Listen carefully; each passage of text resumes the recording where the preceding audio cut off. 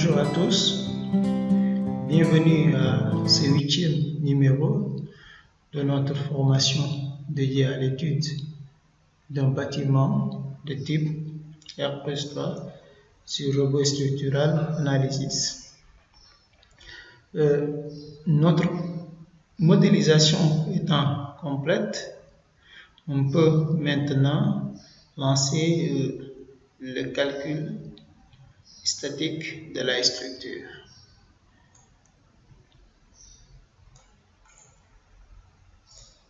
On peut maintenant lancer le calcul vu qu'on a fini de faire la modélisation. Et pour lancer le calcul, il suffit juste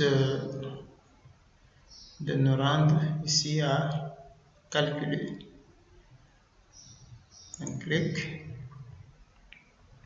et on attend le temps que le robot fasse le calcul statique. S'il y a des erreurs éventuellement, le robot aussi va nous les signaler en vue de les corriger. S'il n'y a pas d'erreur aussi, voilà, le robot ne va rien signaler. Donc, le calcul a été terminé. Donc, il ne nous a pas signalé d'erreur. Ça veut dire que voilà, la modélisation est correcte et le calcul est effectué.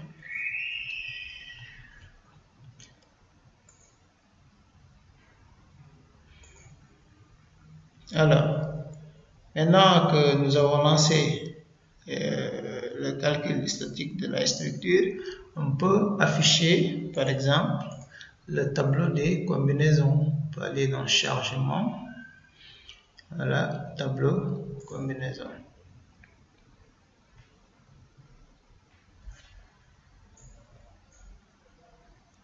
Ici, nous avons les combinaisons qu'on avait là, comme 1, combinaison 1, comme 2, si c'est l'état limite ultime, l'état limite de service. Et voilà, vous voyez avec les coefficients. Donc, ici, on peut voir valeur, édition et info. Donc, dans valeur, on a l'ensemble des combinaisons qu'on a effectuées. Et dans édition, ici, on peut par exemple modifier les coefficients si on veut, c'est-à-dire au cas où on s'était trompé par exemple. Et dans info, voilà, on a un filtre ici. On a un filtre qui donne une liste complète des combinaisons.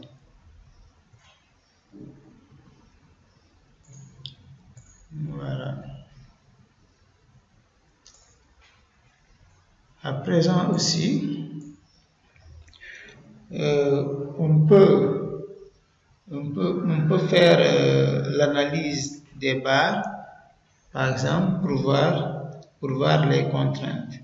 Et pour ce faire, nous allons sélectionner la barre, par exemple, sur laquelle on voudrait faire une analyse, par exemple, détaillée, et afin de voir ses moments fléchissants et ses efforts tranchants, par exemple.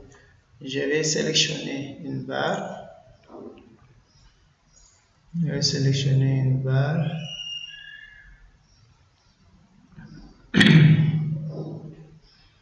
Bon, par exemple,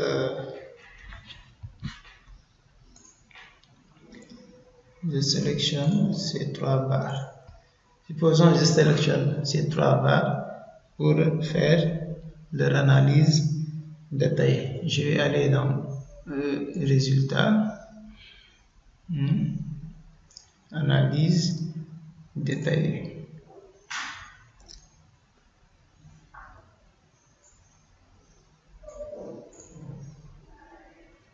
Vous voyez, la barre est là. Ces 3 barres. Je vais par exemple visualiser les moments fléchissants.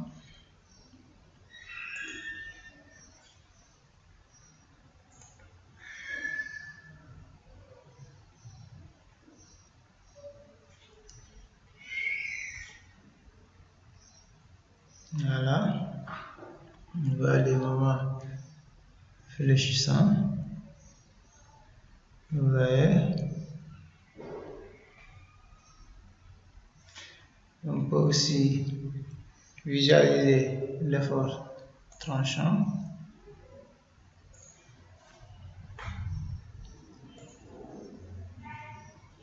L'effort tranchant.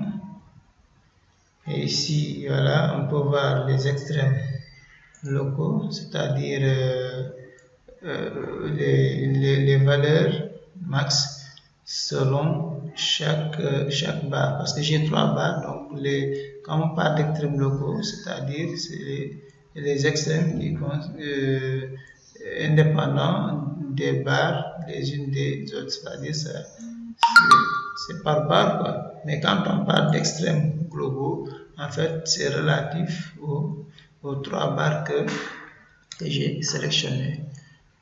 Ok, et là, vous pouvez voir la valeur max, par exemple, du moment et le nom de la barre et maintenant la position sur laquelle on se trouve. Voilà, vous voyez, à x par exemple égale 0, hein, on a un moment de 0,16.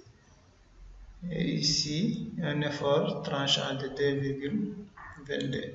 Donc, c'est comme ça qu'il faut le voir. Donc, c'est max et min, ça concerne les 3 barres sélectionnées. Par contre, si je viens dans extrêmes locaux, les max et les min, c'est pour chaque barre ici.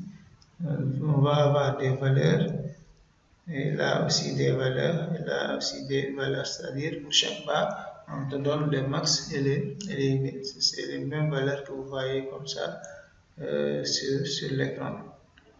Mais je vais sélectionner maintenant une barre, je ferme ici, et je pars sélectionner, par exemple, j'essaie de voir voilà, une barre continue, par exemple, ici. Je prends ça, cette barre, je vais dans la résultat, analyse détaillée.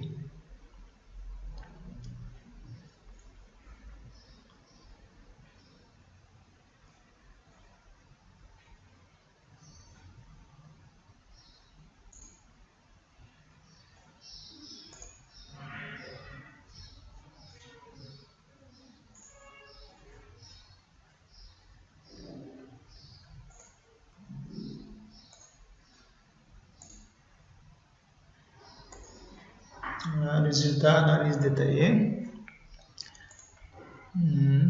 Voilà, la barre est là.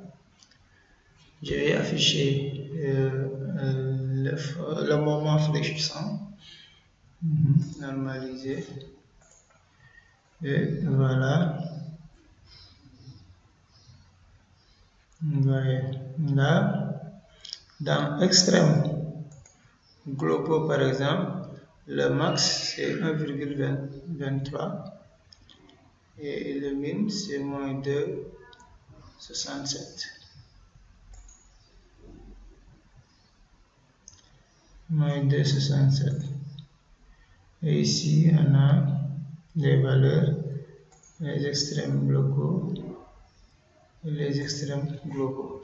On peut aussi visualiser le moment fléchissant, l'effort tranchant plutôt, Z, normalisé. Et voilà. Vous voyez, effort tranchant. Donc, l'analyse détaillée, on peut dire que ça nous permet de, voilà, ça nous donne les résultats en fait. Regardez, NTM de nos éléments de structure. On peut faire fermer et aller faire par exemple l'analyse pour un poteau. On peut faire l'analyse pour un poteau afin de voir l'effort axial Fx. Afin de voir l'effort axial Fx.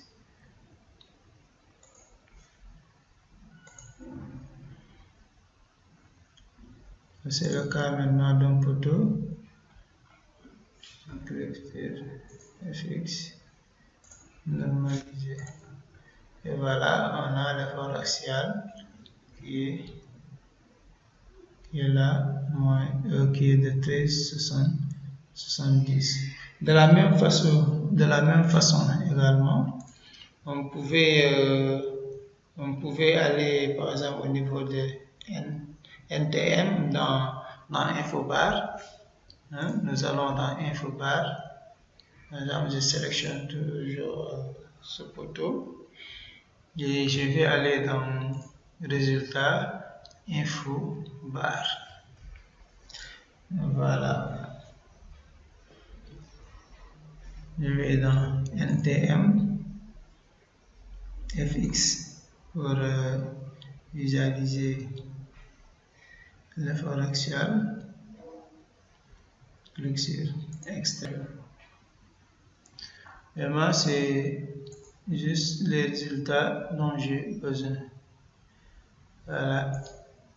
Dans Extrême, on voit la valeur de l'effort axial, voilà, de 13,70.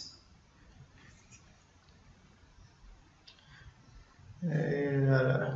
Donc c'est comme ça qu'on fait l'analyse détaillée des éléments. Je peux sélectionner